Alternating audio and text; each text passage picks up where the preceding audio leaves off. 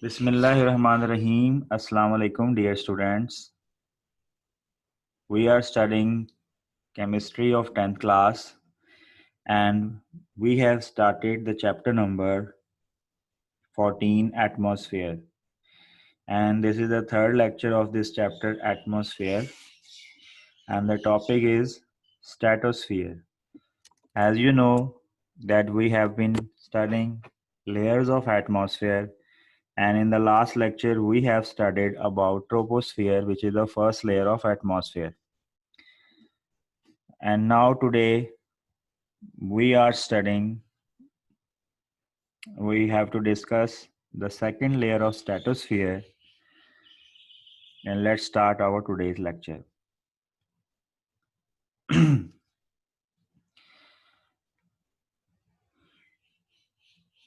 As you see that this is the page number 120 of your textbook.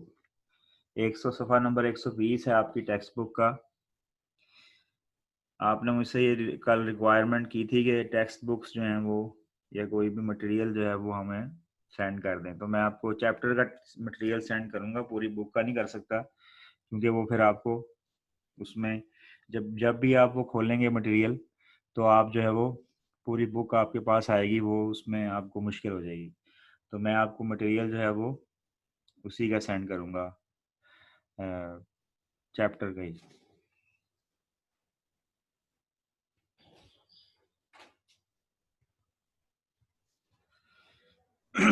आवाज मेरी clear आ रही है?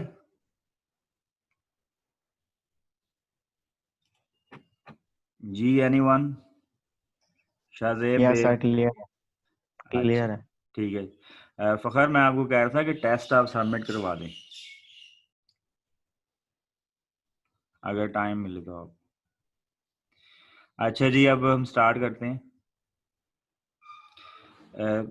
स्ट्रेटोस्फियर, कल हमने बात की थी ट्रोपोस्फियर की, और ट्रोपोस्फियर जो है वो फर्स्ट लेयर होती है ज़मीन से। जब आप ऊपर की तरफ जाते हैं तो 12 किलोमीटर तक ट्रोपोस्फियर होती है।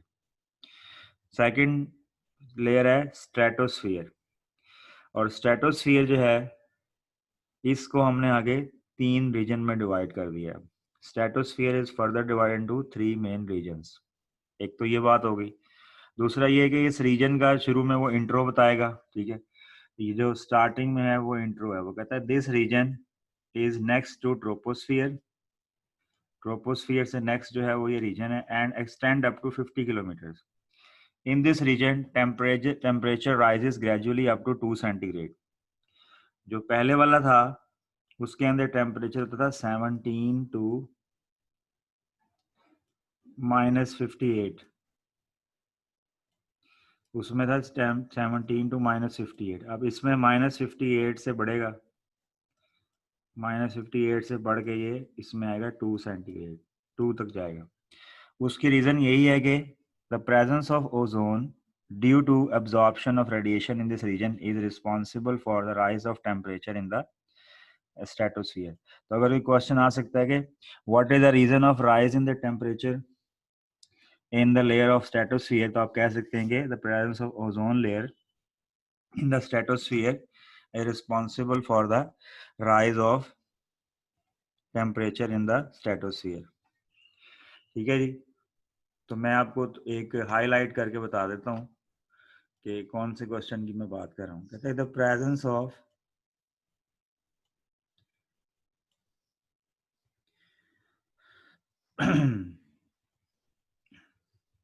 the presence of ozone due to absorption of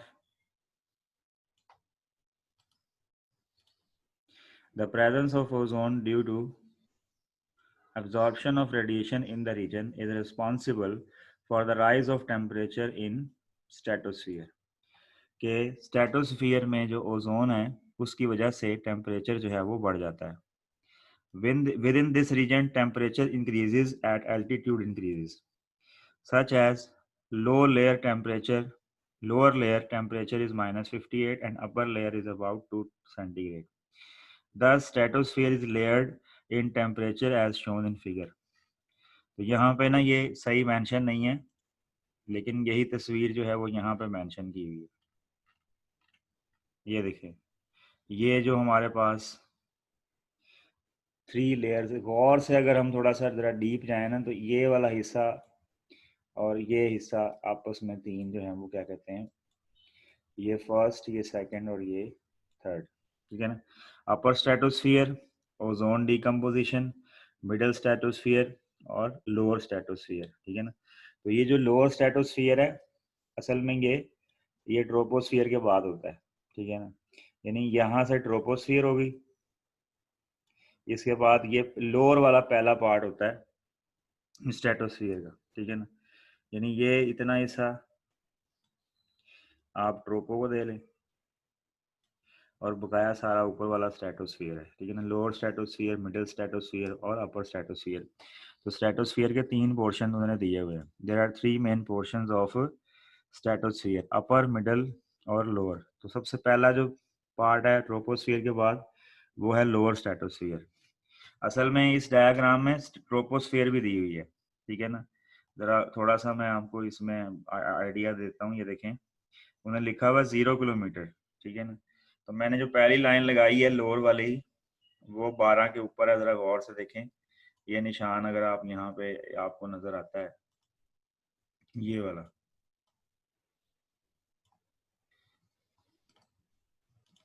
दोबारा से मार्क कर लेते हैं। ये जो 12 किलोमीटर है ना, ये यहाँ से स्ट्रेटोस्फियर स्टार्ट होती है। ये तो इससे नीचे नीचे क्या है, ये सारी इससे नीचे जितनी भी है, ये ट्रोपोस्फियर है।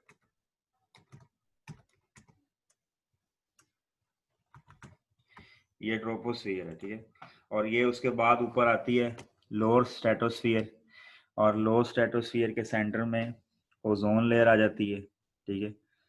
और ये इतना हिस्सा जो है वो ये मिडल को, यहाँ तक ये लोअर आ जाती है, और ये इतना हिस्सा ये मिडल स्ट्रेटोस्फियर का आ जाता है। तो लेयर्स डिवाइड हो गई हैं। ये पहली लेयर हो गई, ये दूसरी है, और ये थर्ड लेयर हो गई, ठीक है ना। ये तीसरी लेयर हो गई। एक है लोअर स्ट्रेटोस्फियर, मिडल स्ट्रेटोस्फियर, अपर स्ट्रेटोस्फियर। अब इस तरीके से इन तीनों लेयर्स के बारे में वो बताएगा, ठीक है ना। तो ये देखें, यहाँ पे मिड स्ट्रेटोस्फियर लिखा हुआ है। तो इससे पहले देखें, वो कहता है कि stratosphere is layered in temperature. यहाँ से देखें, stratosphere is layered in temperature as shown in the figure, ठीक है। Since ozone is in the upper layer, absorb high energy ultraviolet radiation from the sun, it breaks down into a monatomic molecule and diatomic oxygen। होता ये है कि शुरू में ना, start में ये होता है कि ये सन है, फर्ज करें सन है, तो यहाँ से जो रेज आती हैं, ठीक है। तो सबसे पहले ये पहला पहला लेयर, दूसरी लेयर, तीसरी लेयर, चौथी लेयर। तो ये है अपर स्ट्रेटोस्फियर। सबसे पहले यहाँ पे जो ओजोन लेयर होती है, वो हीट को अब्जॉर्ब करती है, अल्ट्रावायलेट रेडिएशंस को अब्जॉर्ब करती है, ठीक है ना। यानी कि सबसे पहले जो है, ठीक है, ये अगर घेरा, पहला घेरा हो गया, ये दूसरा घेरा हो गया, गोलाई में है ना, तीसरा घेरा हो गया। तो पहला लेयर जो है वो स्ट्रेटोस्फियर का अपर लेयर, ठीक है ना, अपर लेयर स्ट्रेटोस्फियर। इसके ऊपर लाइट आती है, तो इसको ओजोन यहाँ पे क्या करती है, अल्ट्रा वायलेट रेडिएशन जो हैं जब आती हैं, तो ओजोन इसको क्या कर देती है, ओजोन का मॉलिक्यूल ब्रेक डाउन हो जाता है। अब फर्ज करें ये ओजोन है, ठीक है, ये ओजोन का मॉलिक्यूल है, तो ओजोन का मॉलिक्यूल ब्रेक डाउन हो जाता है, ठीक है ना। और वो एक एटॉमिक ऑक्सीजन और एक मॉलिक्यूल ऑक्सीजन में डिवाइड हो जाता है। तो ओजोन की आपने 3 चीज़ें करनी है। ओजोन करती ये है कि सबसे पहले फ्रंट लाइन पे स्ट्रेटोस्फियर में अपर लेयर पे ओजोन जाती है, वहाँ पे ओजोन को अल्ट्रावायलेट रेडिएशंस तोड़ देती हैं, वो कमज़ोर पड़ जाती हैं। अल्ट्रावायलेट रेडिएशन ओजोन को तोड़ती है, ओजोन फिर पसपा होकर पीछे आती है, पीछे आके ताज़ा दम होकर रिज्वाइन हो जाती है। इसकी मिसाल अगर आप ऐसे ही लें कि अगर कोई जंग हो रही है, फ़र्ज़ करें, तो जंग के अंदर आप, एक फौज आई, वो लड़ी आगे जाके, वो थक गई, वो थक के पीछे आ गई, ठीक है ना। फिर वो रिफ्रेश हुई, तो उसके उसके लिए नई फौज चली गई। तो इस तरह ये होता है कि ओजोन टूटती भी रहती है और ओजोन बनती भी रहती है। ठीक है ना। तो हम जो 3 रीजन्स की यहाँ बात कर रहे हैं उसके बारे में बात करते हैं। ये जो सबसे पहली लेयर है, ये जो अपर स्ट्रेटोस्फीयर की लेयर है, यहाँ से सूरज की रेज आती है, ठीक है ना, और क्या करती है, ओजोन का ब्रेक डाउन करती है, ठीक है ना। तो यहाँ पे हम कह सकते हैं कि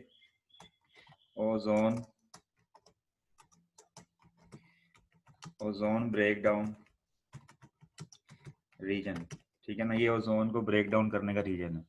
यहाँ पे ओजोन टूटती है क्योंकि उसमें अल्ट्रावायलेट रेडिएशन चली जाती हैं। एनी क्वेश्चंस, कोई क्वेश्चन है तो काइंडली बता दें, ठीक है। तो जो ओजोन लेयर की ब्रेक डाउन रीजन है वो सबसे अपर स्ट्रेटोस्फियर है। सबसे स्टार्ट की जो स्ट्रेटोस्फियर है अपर स्ट्रेटोस्फियर है। दोबारा बता दूं जिन्होंने ज्वाइन किया है, आज का हमारा जो टॉपिक है, टुडेज टॉपिक इज स्ट्रेटोस्फियर, ठीक है। और लेक्चर है लेक्चर नंबर 37। स्ट्रेटोस्फियर के बारे में हम डिस्कस कर रहे हैं, दैट इज 37 लेक्चर नंबर। और उसके बाद हमने अभी पढ़ा है कि इसकी 3 लेयर्स होती हैं स्ट्रेटोस्फियर की, लेयर नंबर 1, लेयर नंबर 2 और लेयर नंबर 3।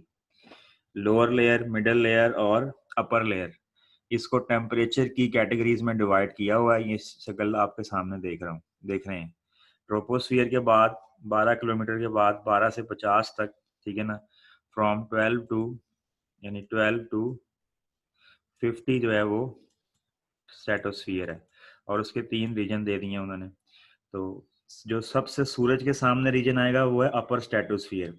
और यहाँ लिखा हुआ है ओजोन डीकम्पोजिशन रीजन, जरा गौर से देख लें, ओजोन डीकम्पोजिशन रीजन लिखा हुआ है। तो जैसे ही सूरज की शुआएं ओजोन की अगले दस्ते के ऊपर जो जो तैनात होता है अपर स्ट्रेटोस्फियर पे, जो ओजोन की फौज तैनात होती है, ये उसको जो है ना जाके हिट करती हैं रेज। तो वो जो खतरनाक शुआएं होती हैं ओजोन उनको अब्जॉर्ब कर लेती है। Ozone absorbs that ultraviolet harmful radiations. तो उससे क्या होता है, ओजोन ब्रेक डाउन होती है। वो यहीं पे ये भी लिखा हुआ है कि since ozone in the upper layer absorb high energy ultraviolet radiations, ठीक है ना। जो ओजोन अपर लेयर के ऊपर है वो हाई एनर्जी अल्ट्रावायलेट रेडिएशंस जो है वो उसको अब्जॉर्ब करती है, ठीक है ना, from the sun. High energy ultraviolet radiations को, और वो ब्रेक हो जाती है, 2 हिस्सों में टूट जाती है, monoatomic molecule and diatomic oxygen, ठीक है। तो पहला रीजन हमारा ये डिसाइड हो गया क्या है, अपर रीजन ओजोन को ब्रेक डाउन होने का रीजन है। ओजोन अपनी कुर्बानी दे देती है इस रीजन में, और जो है वो क्या कहते हैं, अपनी कुर्बानी देकर इस रीजन में वो ओजोन को ब्रेक डाउन कर देती है। उसके बाद पीछे पसपा हो गए वो मॉलिक्यूल दोबारा वापस आते हैं, अपनी एनर्जी को रिलीज करते रहते हैं, और जब उनकी तमाम एनर्जी रिलीज हो जाती है तो वो दोबारा से रीज्वाइन हो जाती है, ठीक है ना। तो वो उसको हम बोलेंगे ओजोन फॉर्मेशन रीजन। तो ये जो दूसरा रीजन है ये है ozone formation region. The second region is ozone formation region, ठीक है। तो कहता है the mid stratosphere has less ultraviolet light passing through it. Here O and O2, here O and O2, here O and O2 recombine to form ozone, which is an exothermic reaction. Ozone formation in this region results in the formation of ozone layer. Thus, ozone layer exists in mid stratosphere. Ozone वैसे तो तीनों stratosphere में बिखरी होती है, लेकिन centre में उसका फॉर्मेशन का रीजन है, क्योंकि जो पसपा होकर, नाकाम होकर, उसको टकरा कर सारी जो है वो क्या कहते हैं रीजन जो है उसमें वो पसपा हो गई, वो क्या कहते हैं स्ट्रेटोस्फियर में। तो उसके बाद जो मजीद रिमेनिंग वापस आकर वो दोबारा सेंटर वाले पोर्शन में दोबारा रीजॉइन हो गई। इसे बोलते हैं मिड स्ट्रेटोस्फियर में ओजोन फॉर्मेशन रीजन, ठीक है, ये हो गया। और वो जो सबसे कम वाला लेयर जो होती है, जो सबसे छोटा वाला हिस्सा है, ठीक है ना, उसके बारे में उन्होंने बताया हुआ है, ये इसका उसका ये लिखा हुआ है कि the lower stratosphere receives very low ultraviolet radiations, thus monatomic oxygen is not found here and ozone is not formed here। तो जो लोअर स्ट्रेटोस्फियर है, ठीक है, यानी कि एक हिस्सा है जो अपर है, जो सूरज जिसको टच फेस करता है, सूरज फेसिंग हिस्सा है, और एक दूसरा बैक वाला हिस्सा है। तो बैक वाले हिस्से वो कहता है कि lower stratosphere receive very low ultraviolet radiation, thus monatomic oxygen is not found here and ozone is not formed here. तो डियर स्टूडेंट्स, आपने स्ट्रेटोस्फीयर में 3 हिस्सों को मुलाहिजा किया। We have discuss stratosphere and उसके बाद उसमें हमें 3 जो है वो मेन रीजन्स जो हैं हमें वो नजर आए, ठीक है ना। उसमें पहला रीजन हमारे पास कौन सा था, ठीक है ना। उसके अंदर हमारे पास फर्स्ट रीजन था, उसको हमने कहा था ozone decomposition region, decomposition region, ठीक है ना। वो पहला था ओजोन डीकम्पोजिशन। उसके बाद दूसरा रीजन आया, ओजोन जब पसपा होकर टूट गई उसके बाद वो पीछे मॉलिक्यूल वापस आए, जब वापस आए तो सेंटर में ओजोन फॉर्मेशन रीजन हो गया, ठीक है ना। ओजोन फॉर्मेशन रीजन आ गया। और उसके बाद जो थर्ड वाला था उसमें हम ये कह सकते हैं कि no activity in lower stratosphere. जो तीसरा रीजन था उसके अंदर किसी किस्म की कोई एक्टिविटी नहीं हुई, नो एक्टिविटी इन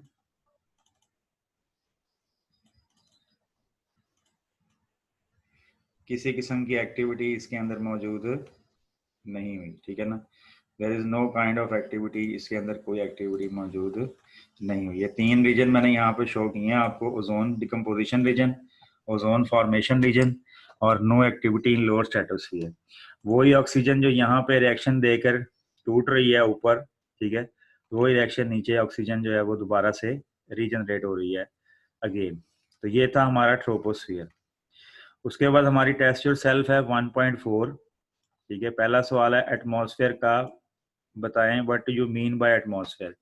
तो ऊपर हमने डेफिनेशन मार्क की थी कि atmosphere is an envelope of different gases extended around the earth without any boundary. तो ये ऊपर एटमॉस्फेयर की डेफिनेशन जो है वो स्टार्टिंग में चैप्टर के वो मिल जाएगी आपको फर्स्ट लेक्चर के अंदर।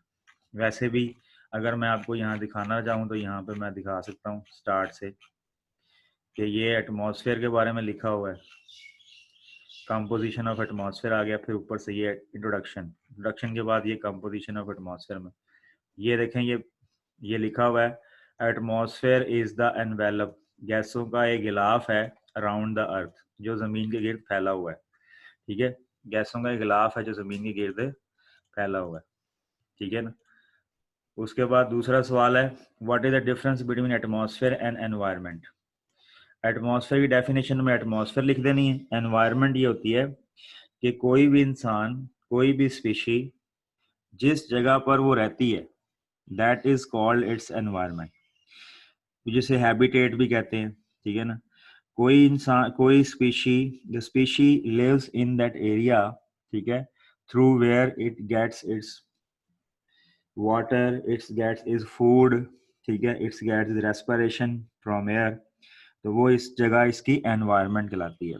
एटमॉस्फेयर एक गैसों का एक गिलाफ है और एनवायरनमेंट एक जगह है जहाँ पे इंसान रहते हैं या जानवर रहते हैं। तो एनवायरनमेंट और एटमॉस्फेयर में डिफरेंस है, ठीक है। और ये अब नोट्स इंशाल्लाह शेयर हो जाएंगे आज, तो एटमॉस्फेयर और एनवायरनमेंट का डिफरेंस भी आपका क्लियर हो जाएगा। उसमें से आप देख लीजिएगा छोटी छोटी डेफिनेशंस लिखी होंगी एटमॉस्फेयर की और एनवायरनमेंट की। जितने भी पार्टिसिपेंट्स जो हैं वो यहाँ पे क्लास ज्वाइन कर रहे हैं और मुझे सुन रहे हैं, उनसे मैं ये दोबारा कहूँगा कि अगर इनमें से किसी बच्चे का टेस्ट नहीं आया हुआ, ठीक है, इस वीक का, तो वो काइंडली अपने इस वीक का टेस्ट मुझे सबमिट करवा दें, ठीक है ना। Because that test is much compulsory as well as attendance, जिस तरह बहुत कंपलसरी है इस तरह टेस्ट भी कंपलसरी है। और जो लेक्चर्स हम यहाँ पर डिस्कस कर रहे हैं या पढ़ा रहे हैं, तो आपको ये पता चल जाएगा, ये मैं आपको बता दूं कि ये लेक्चर जो हैं वो इसीलिए क्या कहते हैं, these lectures are very much important. ये लेक्चर इसलिए इम्पोर्टेंट हैं क्योंकि ये लेक्चर दोबारा से रिपीट नहीं होंगे, ठीक है ना। यानी क्लास में इसको नहीं समझाया जाएगा, आपको जो ऑनलाइन मटेरियल अवेलेबल है उसी पे आपको पढ़ना पड़ेगा। ठीक है। तो what do you mean by atmosphere हो गया, difference between atmosphere and environment, name the major constituents of troposphere, ठीक है ना। तो कहता है ट्रोपोस्फियर के main constituents, main constituent troposphere के एक आपको बताया था कि है ऑक्सीजन, ठीक है, और दूसरे नंबर पे था नाइट्रोजन, ठीक है, और कार्बन डाइऑक्साइड और वाटर वेपर्स, ठीक है ना। तो ये जो दो हैं ये 99% है, ठीक है, 99% जो ये दो ही हैं, ठीक है ना, फर्स्ट टू दीज आर 99%। और ये बकाया जो है ये वाले दो ये इंपॉर्टेंट हैं टेम्परेचर को मेंटेन करने के लिए। अगे how is that temperature of atmosphere maintain, ये मैंने बताया था आपको, वो सवाल जो है वो मुझे टेस्ट योर सेल्फ बताना चाहिए था। तो ये चौथा सवाल है। तो ये भी ट्रोपोस्फियर से मार्क करवाया था कि ये यहाँ पे मैं आपको दोबारा से दिखा देता हूँ। ये देखें, ये केमिस्ट्री, ये स्ट्रेटोस्फियर की ये बुक है, ये केमिस्ट्री की, और ये ऊपर दिया हुआ है ट्रोपोस्फियर। ये पेज जो यही आज वाला है, इसमें देखें ये लिखा हुआ है, although the concentration of carbon dioxide and water vapours is negligible in the atmosphere, ठीक है ना, अगरचे इनकी जो है वो क्या कहते हैं ना होने के बराबर है, नेग्लिजिबल है एटमॉस्फेयर में इनकी जो क्या कहते हैं वो इनकी कंसंट्रेशन बहुत कम है, but yet they play a significant role in and maintaining the temperature of the atmosphere. ये एटमॉस्फेयर के टेम्परेचर को करने में बहुत ज़्यादा इंपॉर्टेंट रोल प्ले करते हैं। Both of these gases allow visible light to pass through, दोनों गैसें विजिबल लाइट जो है उसको अपने तरफ वो गुजारने देती हैं, but absorb infra radiations emitted by the earth, लेकिन जो इंफ्रा रेडिएशंस हैं उसको जो है वो क्या कहते हैं ये रोकती हैं। So therefore these gases absorb much infrared radiation by the earth's surface, therefore these gases absorb much of the outgoing radiation of warm the atmosphere। तो यहाँ तक आपने ये लिखना है, ठीक है ना, इतना हिस्सा। और जो कल वाला सवाल एक्सरसाइज का बताया था वो यहाँ से लेके यहाँ तक है जी। एनी क्वेश्चन, अगर किसी के पास कोई क्वेश्चन है तो वो बता सकता है, कि कोई सवाल अगर पूछना है तो बता दें। ये जो मैंने टेस्ट योर सेल्फ का बता रहा हूँ कि टेस्ट योर सेल्फ बुक में से कहाँ से मार्क करनी है, ये वाली एटमॉस्फेयर की डेफिनेशन लिखनी है। एटमॉस्फेयर और एनवायरनमेंट में डिफरेंस जो है वो आपने एटमॉस्फेयर की डेफिनेशन लिख के फिर उसमें एनवायरनमेंट की डेफिनेशन कहीं से भी लिख दें, कोई भी बायो की लिख दें, अगर नहीं लिखनी तो वो नोट्स में मिल जाएगी। ट्रोपोस्फियर के कॉन्स्टिट्यूएंट्स बताया, carbon dioxide, water vapours, nitrogen and oxygen होते हैं। टेम्परेचर मेंटेन करने का तरीका है कि वाटर वेपर्स और कार्बन डाइऑक्साइड टेम्परेचर को मेंटेन करते हैं। ओजोन लेयर कहाँ पाई जाती है, ये सवाल लिखा हुआ है, where does ozone layer exist. असल में बात ये है कि ये जो सवाल है इसका जवाब आप कहेंगे कि ozone layer exist in the middle layer of stratosphere, ठीक है ना। अब ये सवाल यहाँ पे तो इसका जवाब ये होगा कि ozone layer exist in the middle layer of stratosphere, लेकिन इसका असल जवाब जो है वो आगे दिया हुआ किताब में, ठीक है ना। इसका असल जवाब ओजोन का अपना एक जो है ना, अगर हम इसको आहिस्ता आहिस्ता स्क्रॉल करते जाएं और आप के स्क्रीन पे भी आता जाए, तो ये है इसका बकायदा टॉपिक है आगे ओजोन लेयर के बारे में किताब में, ये ओजोन डिप्लीशन इज इफेक्ट, ये देखें यहाँ से लेके यहाँ तक ये सारा हिस्सा, ये ozone is present throughout the atmosphere. Ozone बिलाशुबा तमाम एटमॉस्फेयर में पाई जाती है, but its maximum concentration is called ozone layer, lies in the stratosphere region about 25 to 30 kilometers away from the earth surface।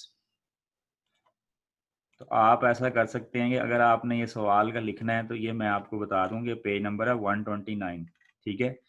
और इस पेज नंबर 129 पे कितना वाला कितना हिस्सा मार्क करना है वो हाईलाइट कर देते हैं कि मैक्सिमम से शुरू करके मैक्सिमम कंसंट्रेशन, या यहाँ से कर लें, ozone layer lies in stratosphere region about 25 to 30 kilometre away from the earth surface, ठीक है ना। इतना उसने सवाल का जो जवाब पूछा हुआ है वो यहीं से जवाब फाइंड हो सकता है, ठीक है ना।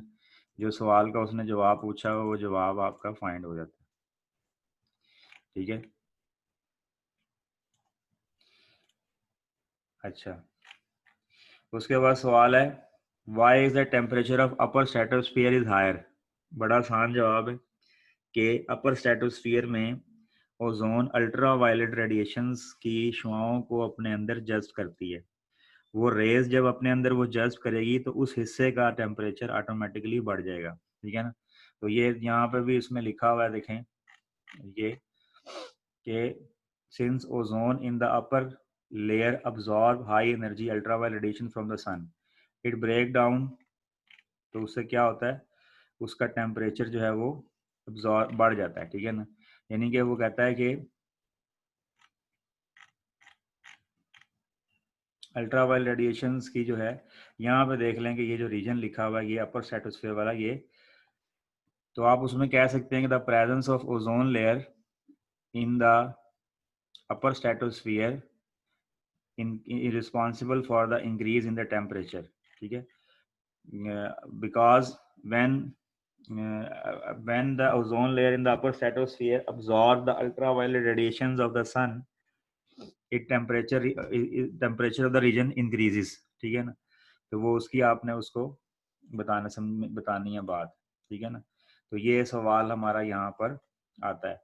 तो आज का जो टॉपिक है बेसिकली वो हमने पढ़ा है स्ट्रेटोस्फियर के बारे में। ठीक है, the stratosphere, today's topic is about stratosphere, और स्ट्रेटोस्फियर सेकंड लेयर है एटमॉस्फेयर की। ठीक है ना dear students, stratosphere is the second layer of atmosphere. एक बात आपको समझ आ गई है, एटमॉस्फेयर की सेकंड लेयर है, इसकी ड्यूरेशन कहाँ से कहाँ तक है, 12 to 50 kilometres. Its duration is 12 to 50 kilometres. अगर हम ये बनाए यहाँ पे ग्राफ, ये देखिए नजर आ रहा है, तो 12 से 50 तक स्ट्रेटोस्फियर हो गया। ये बात हमारी क्लियर हो गई, पॉइंट्स बता रहा हूँ अब फाइनल। और हमने ये पढ़ा कि स्ट्रेटोस्फियर के फर्दर टेम्परेचर की बेस पर 3 रीजन्स होते हैं। सूरज के सामने वाला रीजन को हम बोलते हैं अपर स्ट्रेटोस्फियर, ये रेज आपको नजर आ रही है, ये रेज इसके ऊपर आती है, और ओजोन अपने आप को बहुत ज़्यादा अल्ट्रा वायलेट रेडिएशंस जो सूरज इंसानों के लिए मुज़र हैं उनको अपने अंदर अब्जॉर्ब करके ये लेयर ओजोन को ब्रेक डाउन कर देती है। इसे बोलते हैं ओजोन डिकम्पोजिशन रीजन। ओजोन के मालिक्यूल आहिस्ता आहिस्ता पीछे हटते हुए सेंटर में आते हैं, अपनी एनर्जी रिलीज कर देते हैं एयर के अंदर, और दोबारा से मिडल स्ट्रेटोस्फियर में रीजॉइन हो जाते हैं। इन्हें इस लेयर को बोलते हैं ओजोन फॉर्मेशन रीजन। और थर्ड वाला है लोअर स्ट्रेटोस्फियर, यानी इसमें कोई एक्टिविटी नहीं होती, और फिर नीचे हमारी लेयर आ जाती है स्ट्रेटोस्फियर। ठीक है ना, अगर थोड़ी सी प्रैक्टिस करते हैं, मे भी कोशिश करके देखते हैं कि क्या वाइट बोर्ड के ऊपर हमें कोई थोड़ा बहुत कुछ होता है कि नहीं होता। तो वाइट बोर्ड पे अगर हम बना लें कि ये हम फर्ज करें हमारे पास, ये हमारे पास ट्रोपोस्फियर है। ठीक है, इसके बाद ये वाला जो रीजन है ये लोअर स्ट्रेटोस्फियर हो गया। ठीक है, उसके बाद ये रीजन जो आ गया ये आपके पास आ गया मिडल स्ट्रेटोस्फियर। ठीक है, और फिर ये एक रीजन आ गया आपके पास, ये लास्ट में ये अपर स्ट्रेटोस्फियर का रीजन आ गया।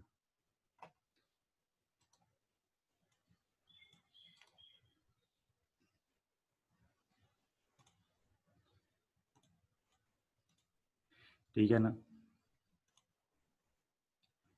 ये आ गया अपर स्ट्रेटोस्फियर का।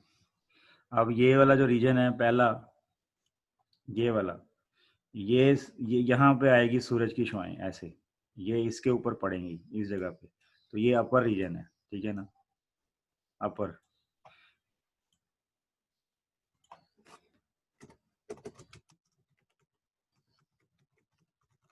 ये अपर स्ट्रेटोस्फियर है। इस अपर स्ट्रेटोस्फियर पे ओजोन जो है वो क्या करती है, इस अल्ट्रावायलेट रेडिएशंस को यहाँ पे बचाती है, शुआएं अल्ट्रावायलेट रेडिएशन जज्ब करती है, जिससे क्या होता है ओजोन ब्रेक डाउन होती है। ठीक है ना, फिर उससे क्या होता है ozone break down, ozone break down होती है यहाँ पे।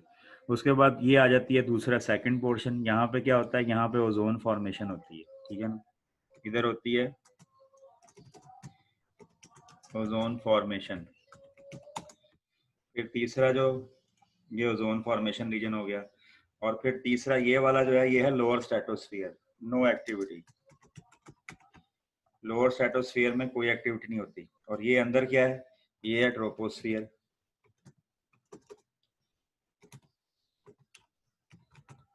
ये ट्रोपोस्फियर आपकी आ गई। तो इस तरह अब सूरज जो है, सन को अगर हम मेंशन करते हैं यहाँ पे, तो सन के लिए ये, अब सन फर्ज करें यहाँ से लाइट भेज रहा है इस तरीके से, ठीक है ना, ये सन यहाँ से लाइट सन की आ रही है इस तरह। तो वो सारी लाइट्स जो हैं सबसे पहले किस पे आती हैं, अपर स्ट्रेटोस्फियर पे। और अपर स्ट्रेटोस्फियर पे ओजोन उसको अब्जॉर्ब करती है, और अब्जॉर्ब करने के बाद ब्रेक डाउन हो जाती है, फिर सेंटर में आके दोबारा रिफ्रेश होकर रीजॉइन होती है, और इतनी देर में अल्ट्रावायलेट रेडिएशंस की शॉओं की शिद्दत कम हो जाती है।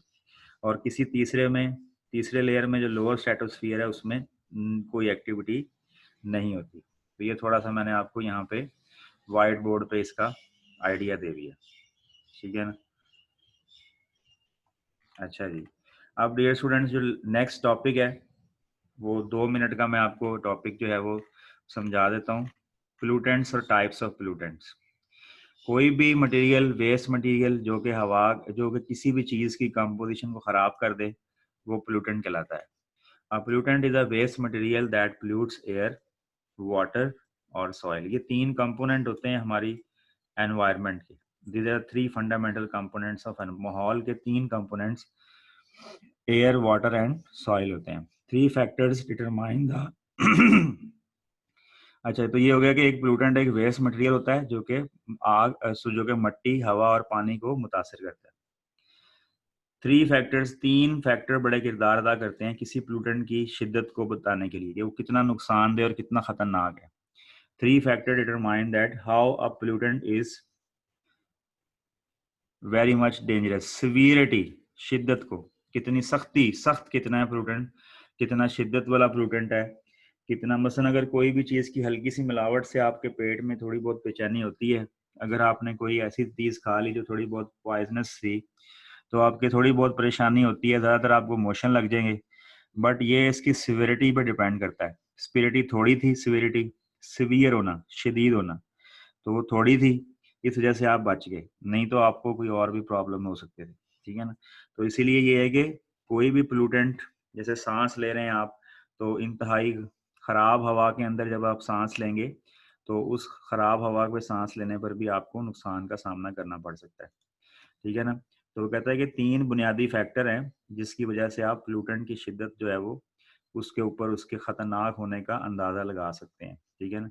तो सबसे पहला जो है वो ये है कि इट्स केमिकल नेचर, ठीक है ना।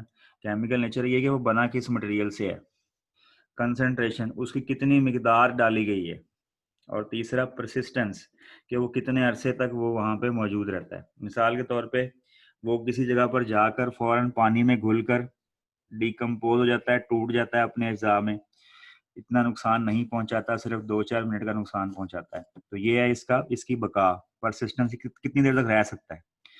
परसिस्टेंस, वो उस जगह पर कितनी देर तक वो रह सकता है, कितनी देर तक वो फना नहीं होता। कंसंट्रेशन, यानी उसकी कितनी मिकदार इस्तेमाल हुई है। अगर आप थोड़ी सी मिकदार इस्तेमाल की है, तो शायद फिर आप जो है वो आपको नुकसान ज़्यादा ना हो, ठीक है। और केमिकल नेचर, कि उसकी केमिकल नेचर कैसी है, वो ज़्यादा शदीद केमिकल तो नहीं है ऐसे खतरनाक जो कि बहुत ही ज़्यादा डैमेजिंग करे, ठीक है ना। तो ये इसकी 3 फैक्टर्स हैं। तो ये 3 फैक्टर्स भी आ सकते हैं कि write down the 3 factors which tell the severity of the pollutants, ठीक है ना। तो पहला क्या है, केमिकल नेचर, दूसरा कंसंट्रेशन, और तीसरा है परसिस्टेंस, ठीक है ना। These pollutants are being created, बनाए जा रहे हैं, एंड डिस्चार्ज, और फेंके जा रहे हैं एनवायरनमेंट में बाय ह्यूमन एक्टिविटीज। इंसान जो हैं इसको एनवायरनमेंट में फेंक रहे हैं, एनवायरनमेंट में बना रहे हैं।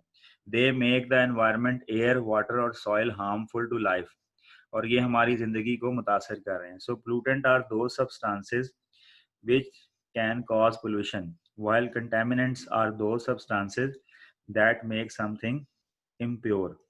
तो ये इनमें डिफरेंस आता है कि ये देखें, अगर मैं टेस्ट योरसेल्फ आगे कहीं अगर आपको आएगा तो उसमें लिखा होगा what is the difference between, अभी तो खैर नहीं बता रहे, what is the difference between प्लूटेंट and contaminants.